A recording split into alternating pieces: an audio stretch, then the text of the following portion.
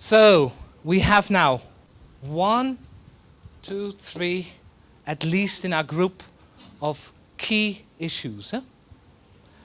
What do we have more? Policy development and implementation. Let's start with the lowest one.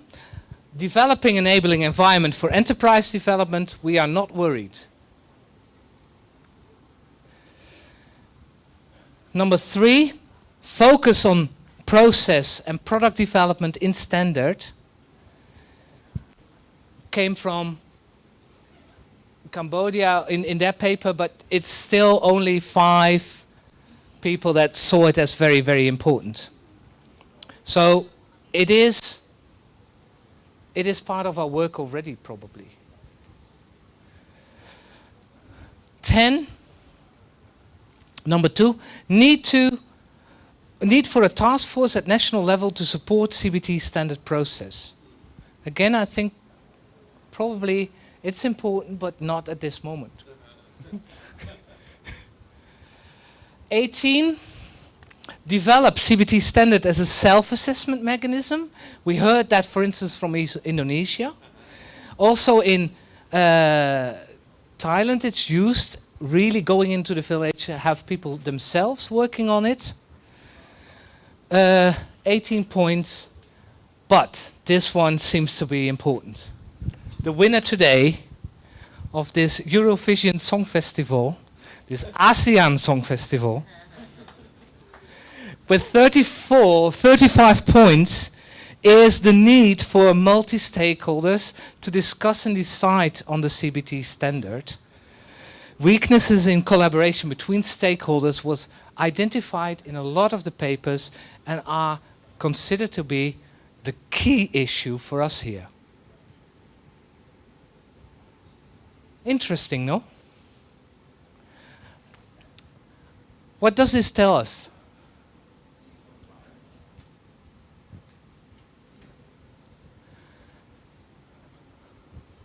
Let's sink it in. It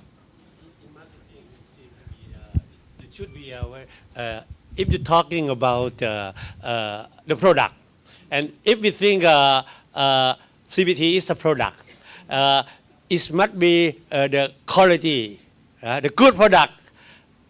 When we're talking about good product, it must be the process to be good, because something good, the good พูดภาษาไทยนะคนของดีมันไม่ได้มีให้มาของดีมันต้องผ่านการค่อยๆคิดค่อยๆทำใช่ไหมทีนี้พอของดีเราเป็นไม่ว่าถ้าค่อยๆคิดค่อยๆทำนั่นหมายความว่าเราพูดถึงการส่วนร่วมไปแล้ว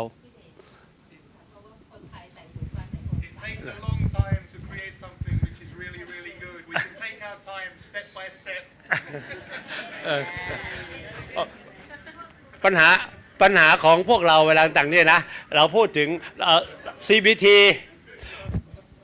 เป็นผลงานในภาษาการตลาดเขาเรียกว่า product นะที่ product มันดีขึ้นมาเนี่ยนะมันไม่ใช่มันดีเองมันไม่ใช่ออกมาจากน้ำเนี่ยมันไม่ใช่ออกมาจากดินเนี่ยมันไม่ได้ออกมาจากอากาศเพราะฉะนั้นมันต้องถูกการกระทำก็ต้องเริ่มคิดเริ่มทำมันก็ participation อยู่แล้วคือการมีส่วนร่วมSomething which is very good, very high quality, doesn't just exist. It doesn't just come out of the air like a magic thing. It takes a lot of hard work, sweat, blood, and tears. Okay, back to English now, Fiteb.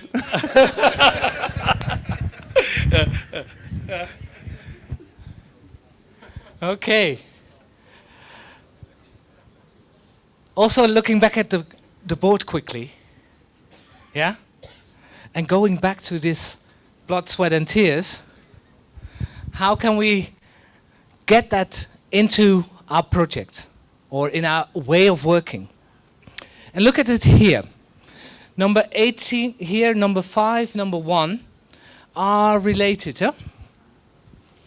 It's the development CBT standard as a mechanism, like a lot of focus on like what can the community do themselves, and this whole process of stakeholders. And this is certainly something that I would like to ask to Mr. Sokom. He is the representative here today with us. And again, I'm so glad that you are here. Because for the ASEAN CBT standard, we are at this moment in this process of developing it. And as you look at this one, we see that the people here are concerned that not all the stakeholders are involved. And I think that what we need to understand here today is like how ASEAN can involve as much as possible different stakeholders and how they want to do that, also with the implementation of the CBT standard when it's ready. Can I give the microphone to you? Thank you for asking me that question. So now let me clarify about why and how we are going to get more participation or involvement of more stakeholders. There's a mechanism and protocol to go through. In ASEAN, there are 3 levels of meetings, and sometimes go to 4. So 3 levels are working group at my level, the top level of the government working group. So then go to NTO level. NTO level means from Director General or Secretary General. So then go to the minister meeting.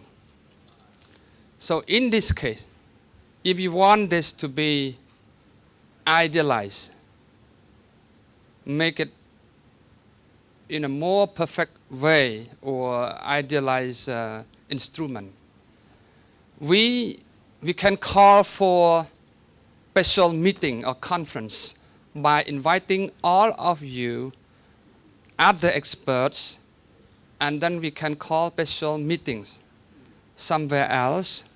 So question mark the budget. Where is it? Okay? So then I can call for the special meeting. Okay? But require budget. Because at least, if everybody come on board, and then maybe 500 people. The standard is one thing. But so when we study, when I was at school, at the uni, people keep asking me about the constitution of ASEAN. I said, maybe a generation or 2 that will happen. Okay? Even European community is not working so well sometimes. Yeah? Because I've been to those countries. Example, I point out about you, your country. When we go to very close to UK, to London. I am already in Dublin or Galway, but cannot go to UK, You require another visa. Other country even from France, from Belgium, require another British visa. See, it's still stuck, And then for ourselves, it's not an easy thing, because all of us have different brain, different opinion, different sort. So if you want those to be in common, it's very hard. It's like go to heaven. It's not easy way to go. It's bumpy, okay? Along the way, so bumpy. So now, cut the thing short. Tell me the budget first, and then I will propose to the meeting, the next NTO meeting in Myanmar, and I will call for meetings with experts, and in order to discuss about the standardization of the CBT. So I think maybe Stephen, what? Okay, I think here you have Nicole and Mr. Stephen Chipani from ADB and from European Council, I think that maybe that please help us find way how that I can call special or ad hoc conference in order to idealize our standard for ASEAN as the 10th country. Yeah. Thank you, Mr. Chairman. That's good. Of course, always budgetary restrictions are a challenge. But I just want to make a quick point and to help us better understand the ASEAN process, because I understand that there's many different working groups within ASEAN, you know, product quality control, human resource development. Which one of those working groups handles standards, and how often do they meet, and who forms the agenda for those? So would it be possible to get these on the agenda of one of the already scheduled ASEAN working group meetings on that? Thank you. Let me tell you, there's a number of countries that lead in different areas. Philippines lead marketing, Indonesia human resource, Brunei toilet standard, Thailand green hotel standard and spa standard, Cambodia too, clean touristy standard and community-based standard. So these will I will check with ASEAN Secretariat, and then I will let you know at a later stage. So then, I think if we are going to organize such a big group like this, that would be a lot of money. If you're willing to pay on your own pocket, I guarantee. I can organize in Cambodia, and I provide you the 5-star hotel, the cheapest possible. Okay? So then, the thing is, one more something else that I think is a kind of familiarization trip to see a new destination and product that developed. Okay, so can I still ask you one more question? Because Go. I think of course the funding is always an issue, but it's not only about funding. It's also about the process. And what you see here is that there is a demand for a process. It can be organized, for instance, in the different countries, where groups of people will sit together from those different countries to bring out the lessons learned on the CBT standard. It's also about like not having the CBT standard in one go, but improving on it, having a process in place where ASEAN will say like, okay, we take a 3-year process of reaching the standard in such a way that all the countries feel comfortable with it, all the different organizations like the CBT networks can work with it. And it's not only about having a big meeting, but also like how to organize that process. Would that be of interest to the ASEAN Secretariat, and in this case also to Cambodia as the leader for the CBT standard? There's another way, another possible way that in order to avoid holding the conferences, in each country you can call for your own meeting that, like Cambodia do an example, that CCBAN call everybody, NGO, community leaders, private sector, and maybe also tourism association, all government ministry that involved in tourism and community, they come on board and discuss. We call community-based tourism national forum. So we have done that many times. So that's why I bring the standard toward ASEAN. So this have done not only by the Ministry of Tourism, it's done by consultation with all stakeholders. Okay. So you say that process is already in place and it's already starting? No, this one more thing that I would like to clarify is each country can call for the meeting by your own, and then you approach the Ministry of Tourism in your country. You said, this is the comment that I would like you to convey and idealize the standard during the ASEAN NTO in Myanmar in the upcoming July. I think 3rd to 5th. Yeah. Very, very good. Thank you. Yeah? We've first a question here, and then we go to you, Kunari. It's not a question. May I share my experience? Another capacities of mine used to be Secretary General of the Green Leaf Foundation program. Okay, I will make it short and right to the point.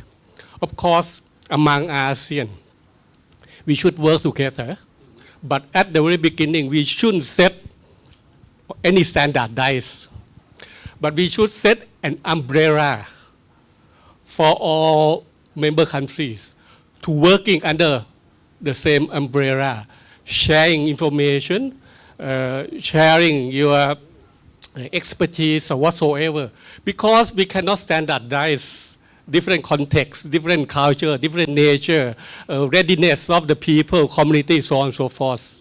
But we need to link them and working and helping them. Okay, at the same time, when we working in individual countries, the same thing, different regions, different provinces, all are different. Again, we could set, for example, we could set the so-called critical issue or critical standard that we have to recognize first. It's like, environmental management, cultural protection, improving well-being or livelihood of the communities. That should be set, and then we step by step, individually. And then we can, when we first start Green Leaf Foundation or Green Leaf certification program, the idea is not to be an elite standard for a handful members. We need to embrace the majorities of the hotels at that time. So we start with the certifications of good intention. Let them become our allies. Start working with them and use the benchmarking system. Okay, how the benchmarking system come from? Of course, we have to study international standards, so on and so forth. But we have to have some reference. We research, like Thailand have done it. We can learn that what the best practice available in that particular area. We set as the highest point. We know the average performance of the majorities. And then we try to benchmark it above the average, but below the best practices. At least we can ensure that somebody can do it. So the rest can try. And then we can come up second generations of standard criteria, the third generation, raising benchmarking. Then, in case of Thailand, I'm not totally agree with Kun Noi about asking the government. The government role is not to be a certification body for voluntary standards. Of course, the government have to control the licensing, the basic standard that involve the well-being of the people, of the public. That's a licensing. You get the license, you can do it. But in our case, it's a voluntary basis. We have to, upgrading our performances. It should be voluntary.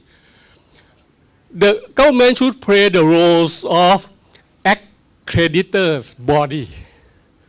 Just accredit whoever to do the certification body. And in Europe, for example, 1,000 years you have guilds.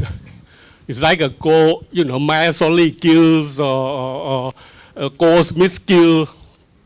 So those who make the standard, or the certification body should be their own stakeholders. In Thailand now, we're going to have CBT network, right? CBT network can play as, certification body and accredited by the government. And you have two logos, and that can be adapted for the local content, so on and so forth. I think that this should be the way to improve. Otherwise, the standard will become, and white elephant. And for the elite group, quite a few people, can get a standard. That's the way I try to shortening it. Okay. Thank you very, very much for this input. Can you give a quick reply, and then we go to Kunari? I do agree that that have been a more integrated approach. That this started since 2010 in Lombok, Indonesia, and we sent the draft out and for perusal from each country to have comments, so on and so forth. So then it come to the final one that Ms. Ponchana requested me, even you, that in April 25th to 26th, that the final one that we discuss at working group level. So that's why when I come to this workshop, it's a surprise for me that I don't know that this has not yet been through to some stakeholder. So then I had been requested to do it, and then I said their protocol and procedure to go. And then you can make that must be from your government at the working group level or the NTO level before endorsing by your minister. So then sometimes it take time. I take another example of the endorsing of the instrument. MRA, you know that one? MRA, the Australian assisted project for capacity building for tourism professional. Stands for Mutual Recognition Arrangement. So Thailand was the latest country to approve on the MRA. You know why? Because it overlapping the responsibility with the Ministry of Labor. So that's why Thailand, during Mr. what his name? Surin Pensawan, he signed the latest one with His Excellency Salapa Acha before he died. Yeah, the latest one, MRA. So then, this is sometimes, that protocol, but we try to work together as ASEAN as single destination. One community, one, for, what's that? One destination or one, one tune, yeah. So then, we have tried very hard to work together, even though, because of different context. Sometimes, when you talk about ecotourism, so then, like I said from this morning, it vertically and horizontally linked conflict, or what we call institutional conflicts with other, that you will step on someone's toe. Then the environment said, hey, this is my responsibility. And then the Ministry of Agriculture, Forestry and Fisheries said, hey, my responsibility too. And then, go to the Ministry of Water Resources said, hey, everything under and in the water is my responsibility. So what are you going to do now? Compromise, the art of compromising. So let me tell you, this is happened in every country. House to house also have problem. Buddha said that every human always have every sin. So then you have one thing, one set of things. So just one more to go. Once again, back to our standardization. NTO will be held in Myanmar. So if we cannot call for. I think maybe there will be one or two more training to go on, not training, workshop to be called before it go to the NTO meeting. But however, I will propose to ASEAN Secretariat to put in the agenda to discuss in Myanmar, because it become the hot issue now, as you all expert, researcher, academia, so on and so forth, requesting that should be idealized with the integration and involvement of all stakeholders. I do agree. So give me the floor. Good. Thank you. Thank you, Sukum, again for being here and expressing that to us. Huh? Because I think it's very, very important that you're here and that ASEAN is working together with us. Because we are part of ASEAN, the different organizations here, and we are all the time wanting to work together, no? Yeah. Is this still related, Kunari, or? Yes, it's actually, it's been explained a little bit on the last speech. Even though I'm still curious to the process on every country. I hope that is the obligation from the, let's say, if you are one of the Cambodia right now as the lead countries, and it should be set up the procedures of the obligation to every country to do there on the national level, and then come to you and you look. And simple, it's actually like from this 2 days conference, you hear and you see there's a lot of is going on. It's probably is a good also input for you itself as a team.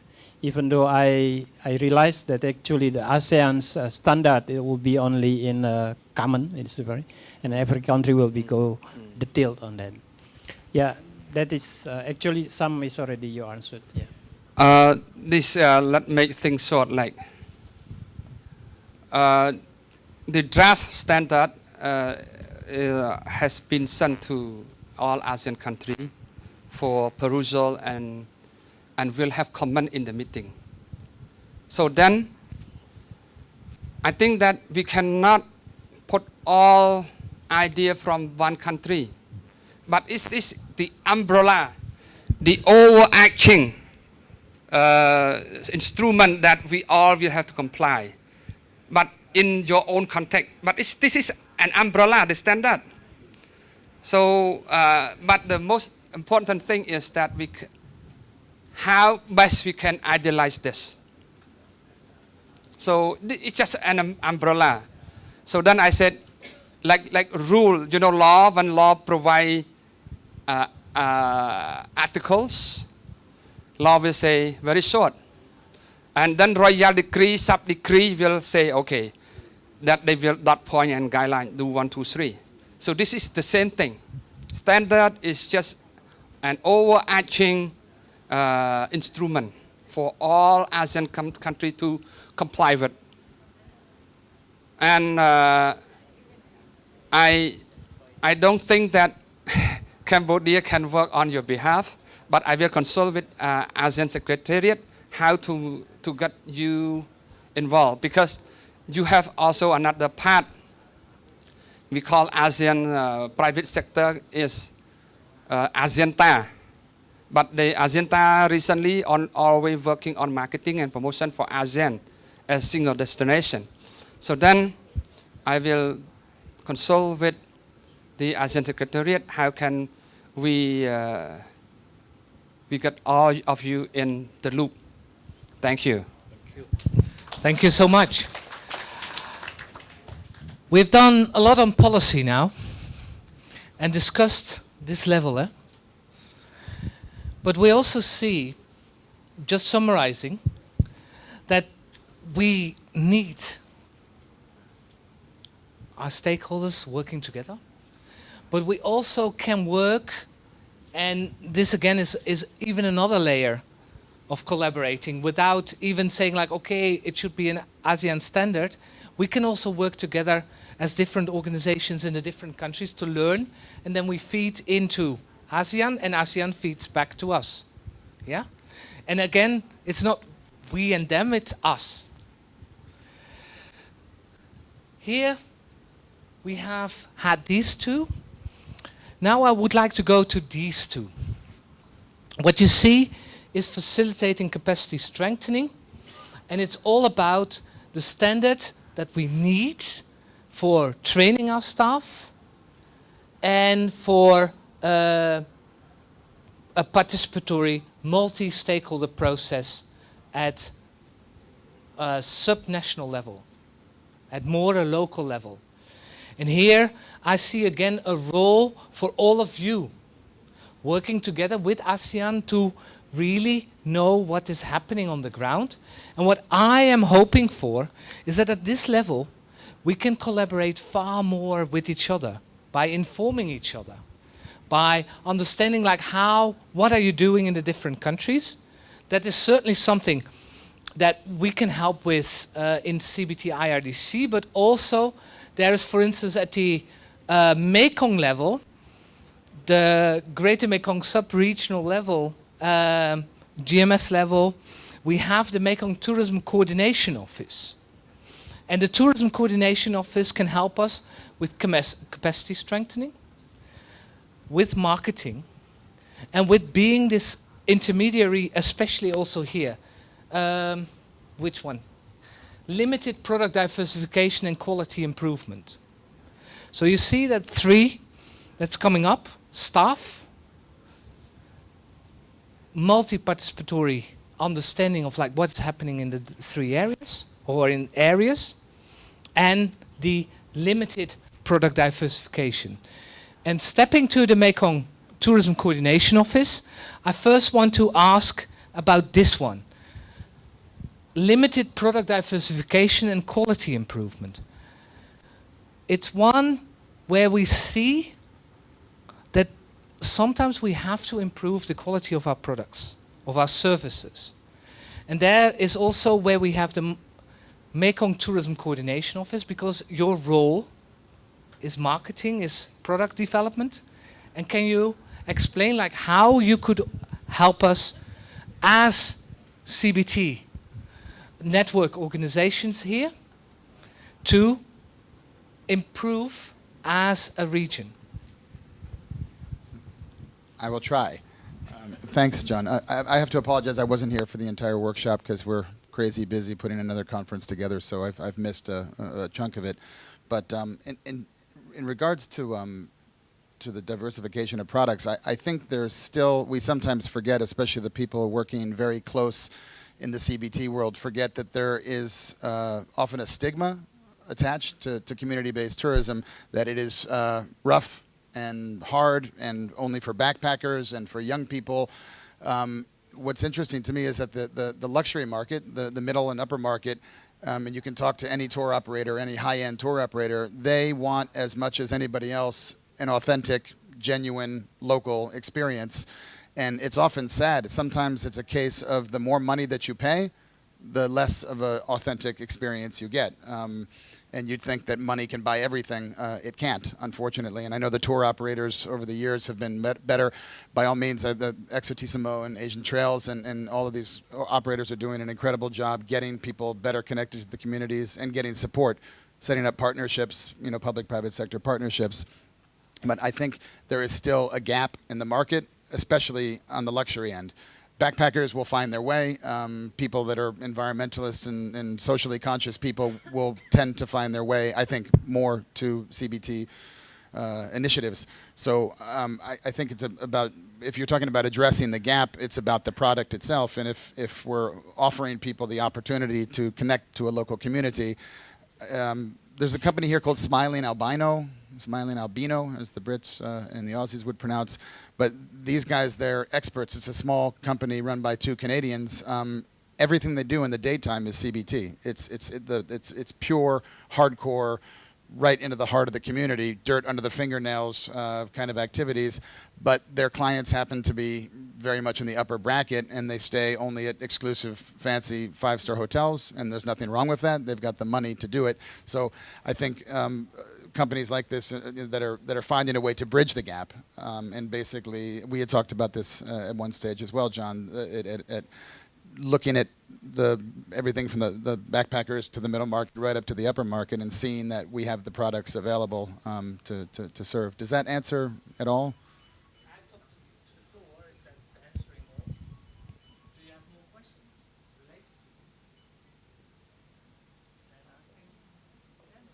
Okay, thank you.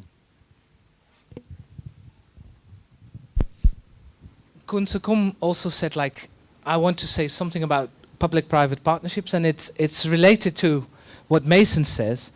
Here you see that, especially this one, is related to the new products, quality, and so it is quite often already public-private partnerships where you can really make the difference. So just to add from experience in Cambodia. In Cambodia, we created forum called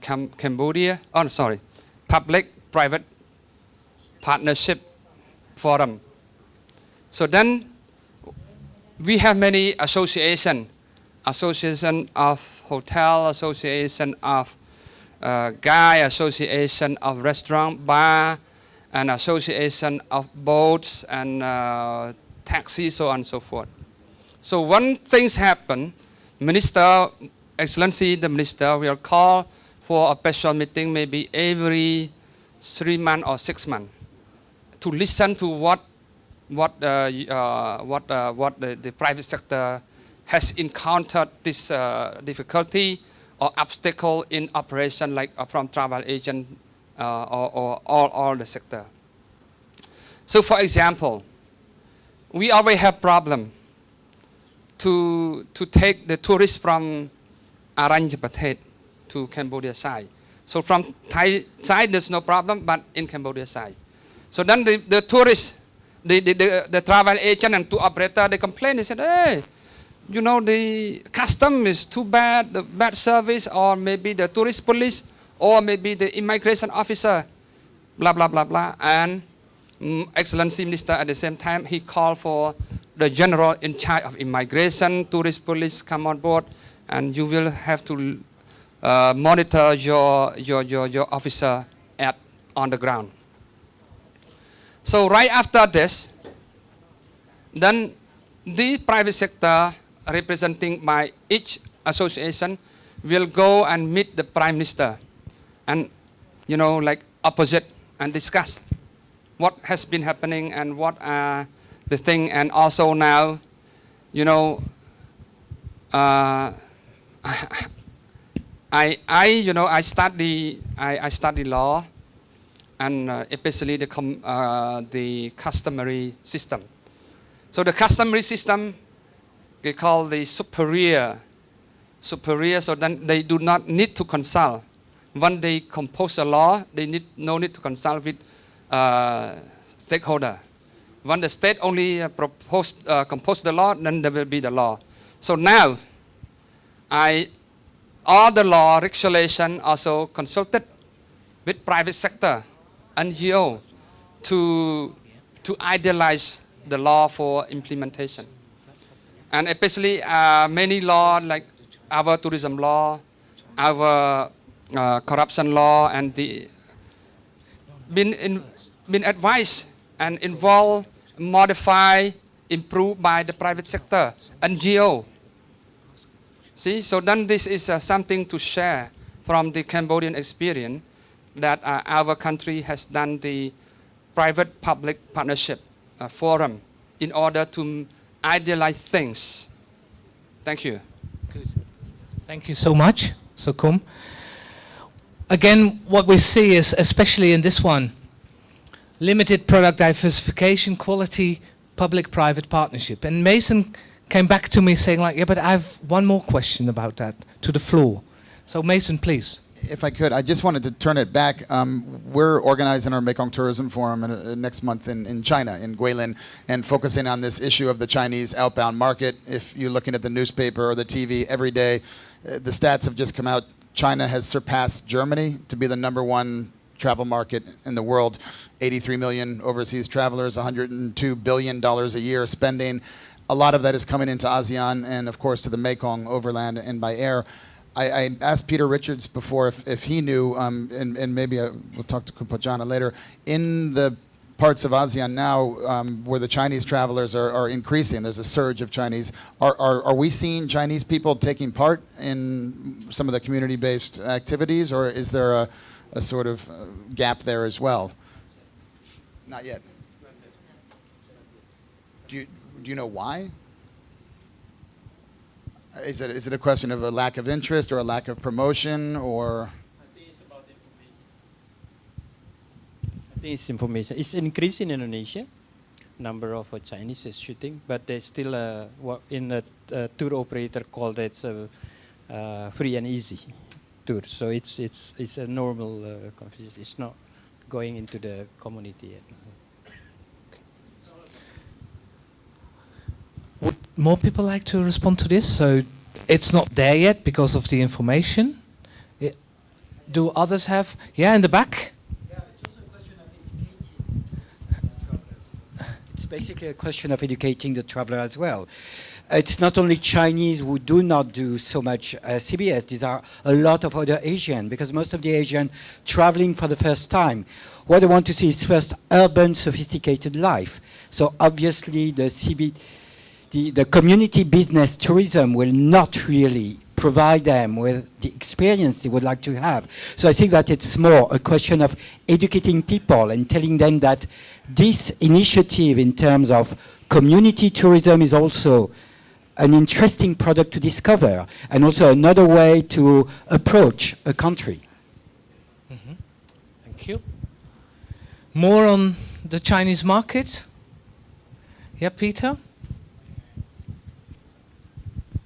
I mean, I think that one of the key challenges of CBT is preparing guests, and we've talked about this a lot. Good information, codes of conduct, tour guides that are able to orientate guests. I think we're really at the beginning of the journey with the mass Chinese market. There are segments of the Chinese market, like for example in our shop in Hua Hin where we're selling fair trade. There are young people from Shanghai, from Beijing, of course from Hong Kong, and they are interested in social and environmental issues, and they are interested in the environment. And I do believe that there are markets there, but at least so far the tour operators who are, this is B2B really. I don't think it's B2C yet, for CBT, and the tour operators who we're working with haven't suggested Chinese guests as being an appropriate market for CBT, and we're not definitely, forgive me, we're not looking at it purely in terms of the opportunity because there's lots of Chinese people traveling. We're looking for appropriate markets for CBT, so. Yeah, the last one on the Chinese market, huh? Very short, please. I do agree with Peter, because Chinese market is very particular. So when Chinese market come to a destination, it's not about I think that's not type that they would like to have environmental or social linkages.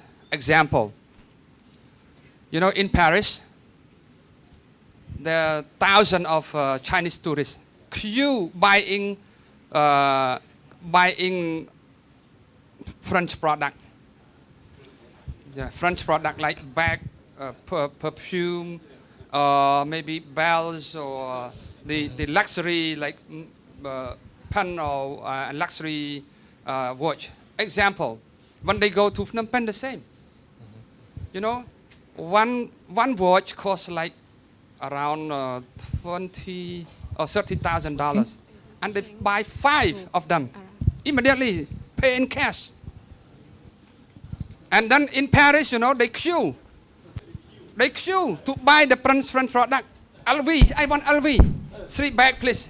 And then the French lady said, "Thank you for buying our product, but please for the next person. Please keep for the next person."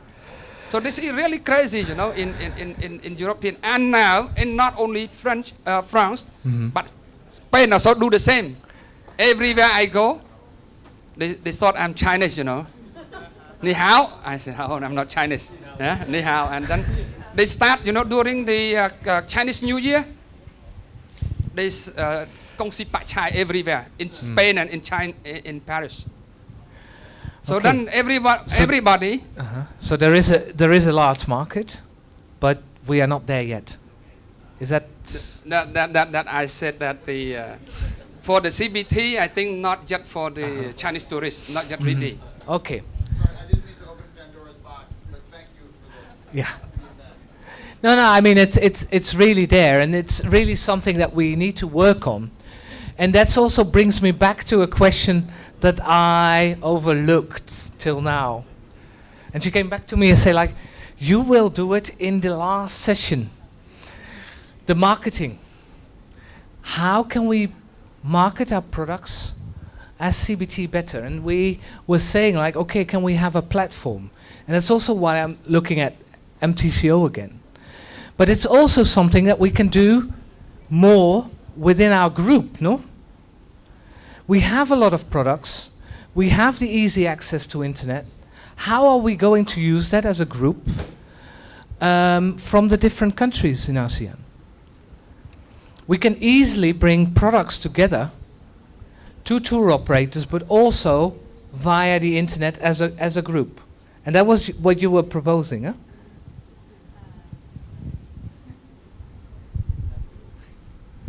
Virat.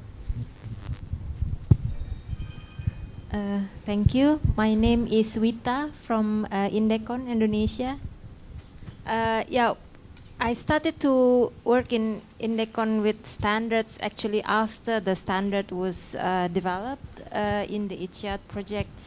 And one of the challenge for me is actually to make the community to implement it. And I feel that one of the strongest driver is to bring guests that really appreciates that such standard is implemented. So to me it's really important to have a proper marketing for these CBT products. And another challenge that I find is that if you look at the posters that CBT-I produce, you can see how similar we are. And I don't, well, if European come to Southeast Asia and he would feel like, okay, if I visit Thailand, I have seen all, I have seen all of Southeast Asian. So it's really a challenge. If you talk about product diversification, and then it's really a challenge to make people visit like all. So to me, it's really important that the tour operators and all the players, the NGO, know each other of the products. And they can do market share. Yeah. This is what we promote in Indonesia because Indonesia is very large. So we introduce the tour operators in Sumatra to those tour operators in Moluccas, so they can share the market and send the tourists to each other region. So I'm just thinking that whether this is possible to take our networks even further, even stronger. And it fits very well with this one, yeah? Like having a stronger product diversification and quality improvement and letting each other know about that. Yes, well, if Thailand has already 15 years of experience, they could share that experience to others who just only started, so at least we don't do the mistakes that they did 15 years ago, at least. Yeah, thank you so much. And I think that's a very wise lesson, huh? That we have so much experience here, but also so much challenges, and that we use those experiences and challenges to inform each other and help each other. And that's also one of the things that I think, and I would like to wrap it up, is something that we can do together. In this last one day, morning and afternoon session, it almost looks, if I look back, almost a week. But it's only one day that we had 8 cases with so many different lessons, yeah? And so much clarity on like what are the issues that we have to work on. And how are we taking these issues now forward? Do we need to support each other with these lessons, as you say? Like, how can we work, for instance, and prioritize a few of these issues that we will be working on as a group? Learning from the different countries, coordinating, for instance, with MTCO, coordinating with ASEAN, getting all these lessons out. And it's certainly something that CBT-I is interested in, especially through CBT-IRDC, that we learn from each other. And there's so much to gain, and then we feed it into the Chinese market, that we have these lessons learned and that we get them out there to others to benefit from that. Because that benefits us again. The more we tell to others, the more we get back. So if you learn from others, your product becomes better. And I think that is the lesson that we take home from this one as well. I mean, I learned today a lot. But we still have to address a lot of these issues. And how are we going to do that? Can we, as was at a certain moment said, of course it costs budget. Of course we have to find ways of getting together. But I think that this example of today gave so much already of like, hey, clarity on like, what are the next steps to be taken? Can we have a central point or a way of getting this information shared on a more regular basis? And that is something that I would like to conclude with. It's like, how can we keep on doing these kind of things? Because I think that this project was marvelous in the sense that we learned so much from each other already. But now how do we take the next step? Can I give the floor to somebody on this one? It's really open. And it's really one of the closing things that I would like to hear from you. Like, how do we take it further? Taking from the Indonesian lessons, I think we are huge. We are more than 100 members. The first time is the same question actually raised, how?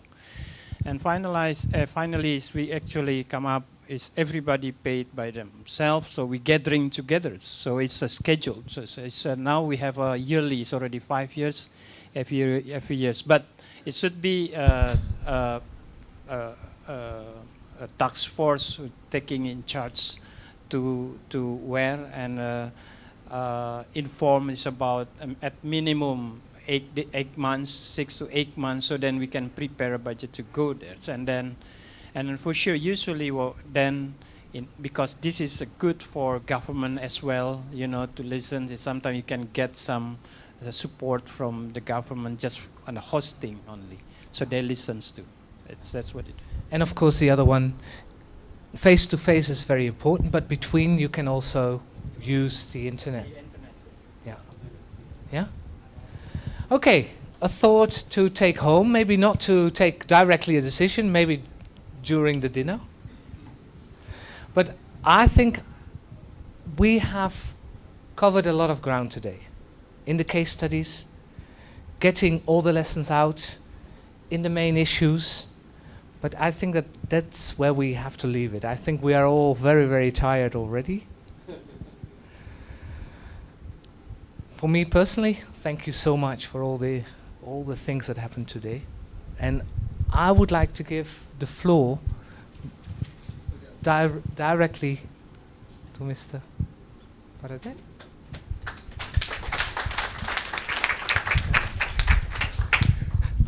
I just learned that I got to say some closing speech.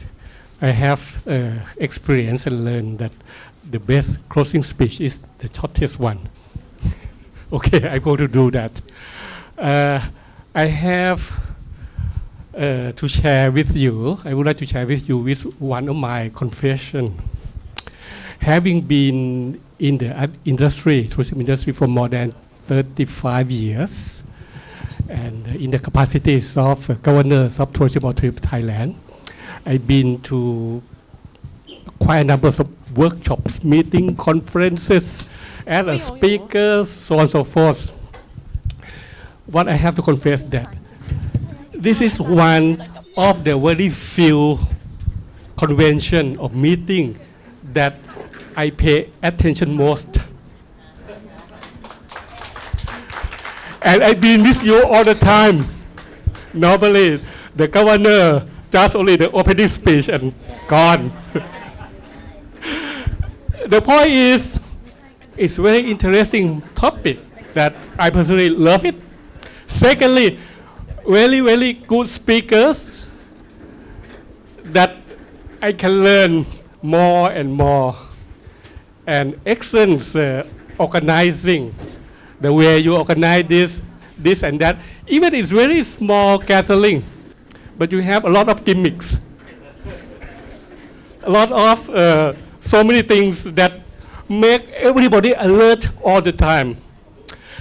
Thank you for everybody, all party concerned, and all of you who staying up until right now. All the best, and have a good night, and have a best trip back home. Thank you.